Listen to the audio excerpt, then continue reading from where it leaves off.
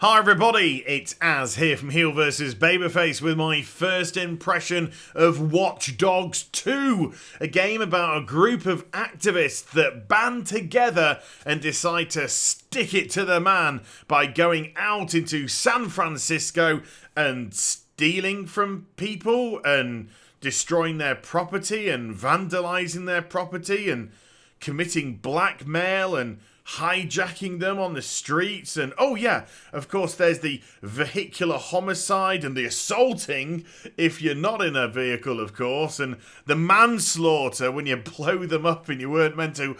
But there is just the out and out murder as well.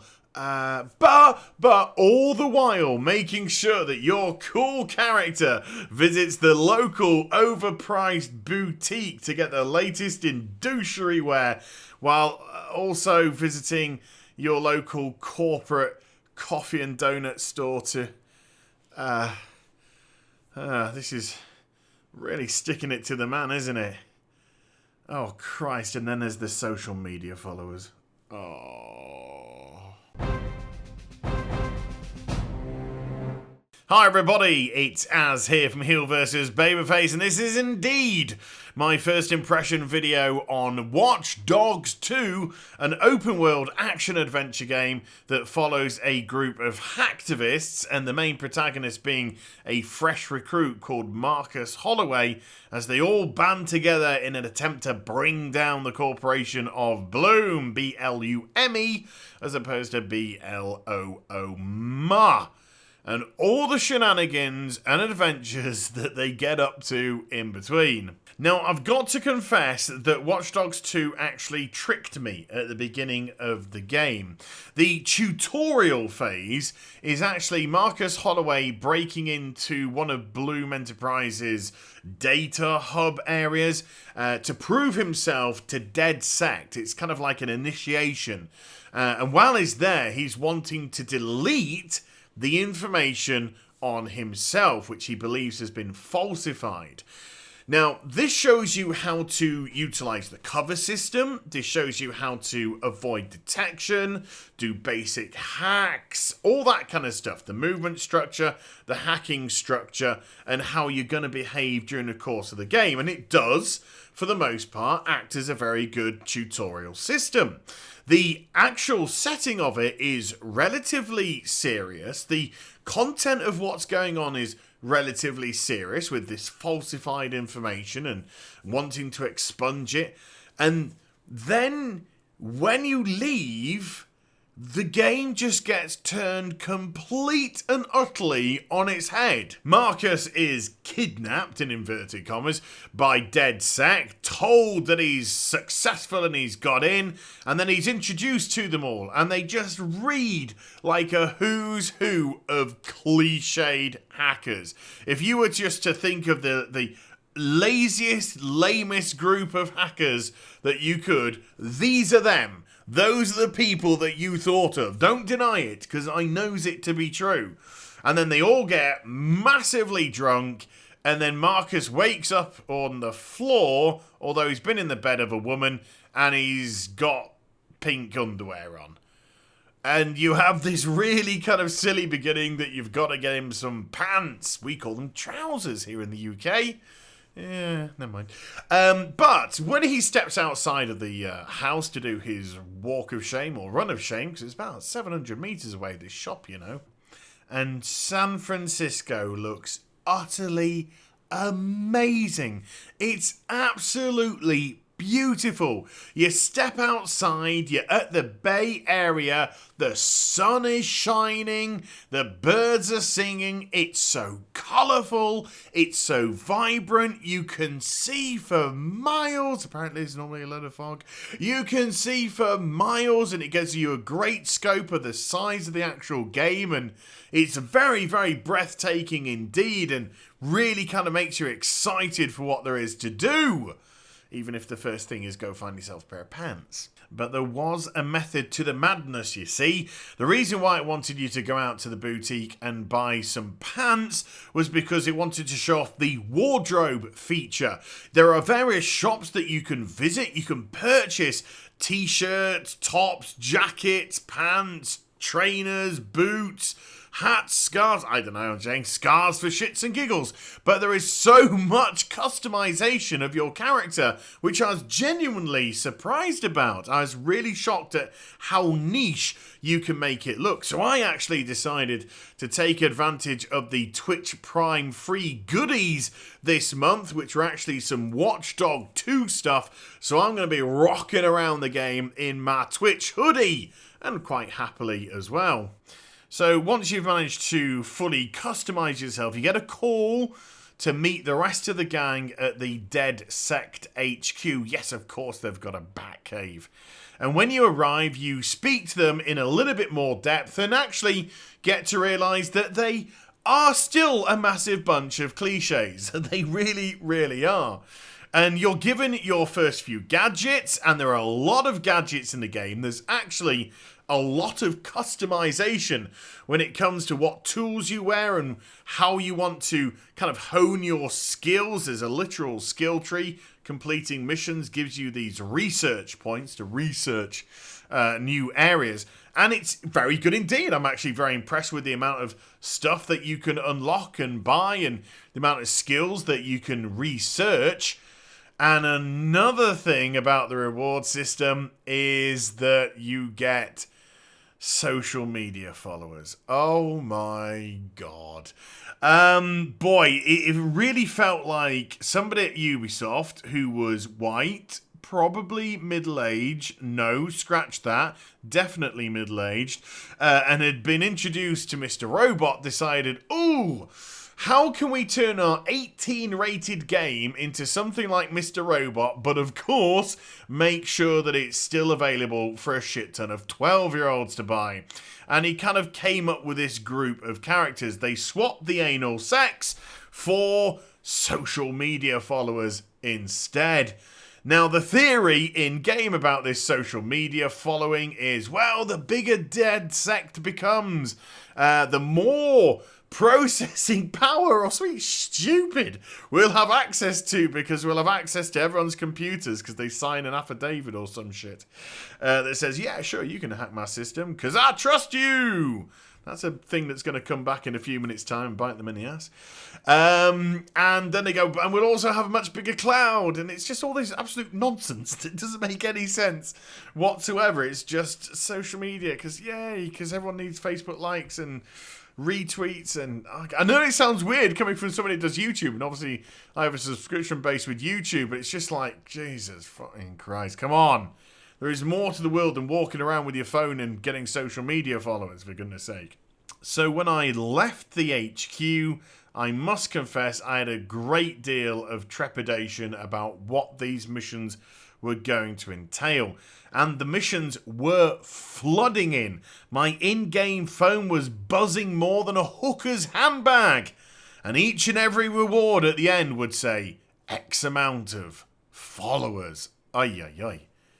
But to my surprise, the missions were superb. I mean, legitimately superb. There was a great deal of diversity, from side quests to multiple main quests to online quests, cooperative quests, even if the online and cooperative stuff was completely broken, but apparently will get fixed at some point this week. And the very first story which I dealt with involved a pharmaceutical boss, a rapper, some brand new music, some leukemia medication, and $20 million. And I know saying it like that makes it sound awful, but trust me, they turned it into a really fun and interesting story indeed. And it never let up. I always found myself dying to get to the next mission, regardless of whether or not it was a side mission or a main mission. I always seemed to be interested in whatever task they were asking me to do. Now, I am not saying that the mission structure is perfect. In actual fact, it has a rather fatal flaw. If you tackle the missions from the perspective of the hacker, you utilize your gadgets, you're careful with your movement, you avoid detection wherever possible, and you grab the item or whatever it is that you need to do and complete the mission, you are going to have an amazing time in this game. However, more often than not, the easiest option is simply to get your gun out and shoot everybody. And what makes this option even more viable is the fact that there barely seems to be any repercussions in the game whatsoever.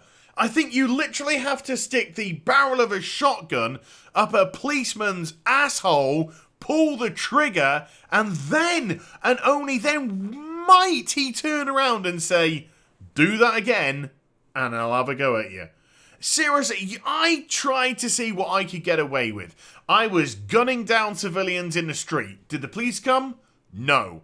I was running people over left, right, and centre. Did the police follow me? No. And I actually went right behind a police car at a red light, pulled out, and screeched off. Did it go after me for breaking the law? No. And then the coup de grace blew up a police car with 2 cops in it, killed them. Did the police chase me? No. There was just no repercussions to my actions whatsoever. And if we're meant to be a hacktivist, and we're taking it to the man, and we're meant to have the moral high ground here, and we are committing more atrocities than this corporation probably does, then it makes the whole story and it makes the characters a whopping great big joke. I was bamboozled about what I could get away with. And before anybody tries to pull the GTA card out of their asses, shove it back in there, because in the GTA games, the protagonists are criminals. They are people of immoral ilk. They're not trying to do the right thing. They're trying to do the right thing for them.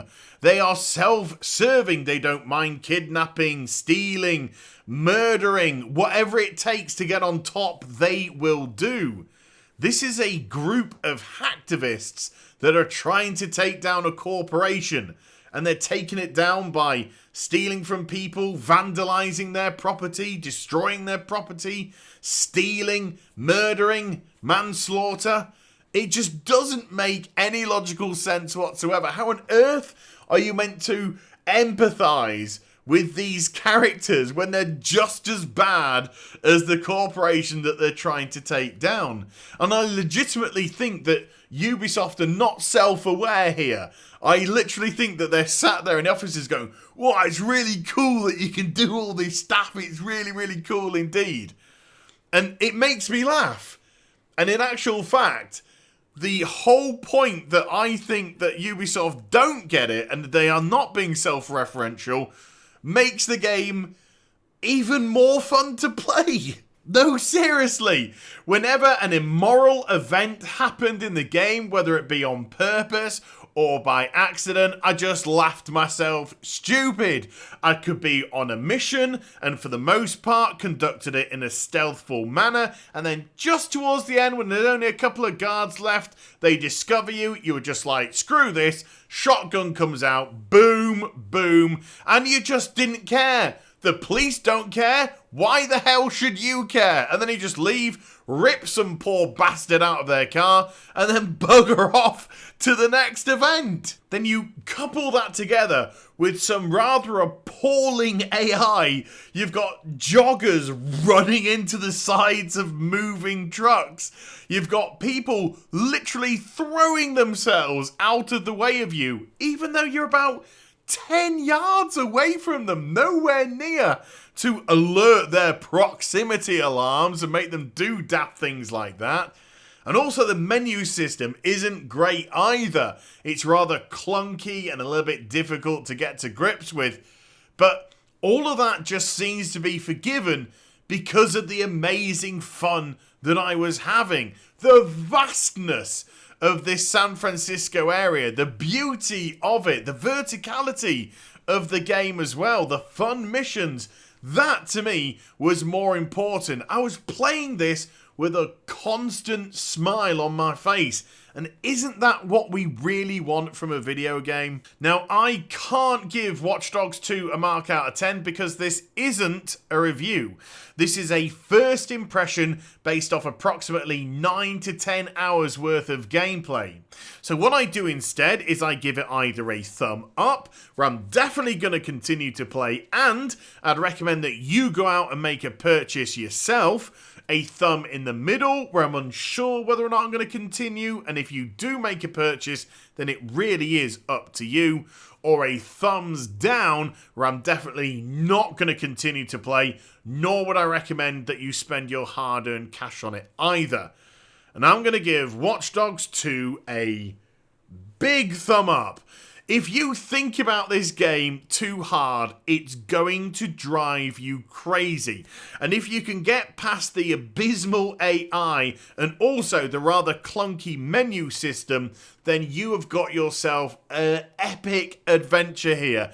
It's a really, really fun game to play, and I'm gonna spend a lot of time here in San Francisco. That is for absolutely sure. So there we go. That is my first impression of Watch Dogs 2, and I hope that you enjoyed the vid. If you did, do give it a thumbs up and also subscribe to my channel. Follow me on social media and Twitch for live streaming. Those links are in the description down below, said the massive hypocrite. And I'll be back with some more stuff very soon. You take care, everybody. Bye-bye.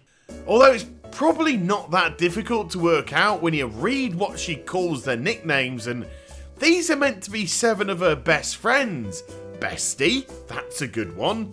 Shorty, not really that good. Monkey, not going to touch that with a barge pole.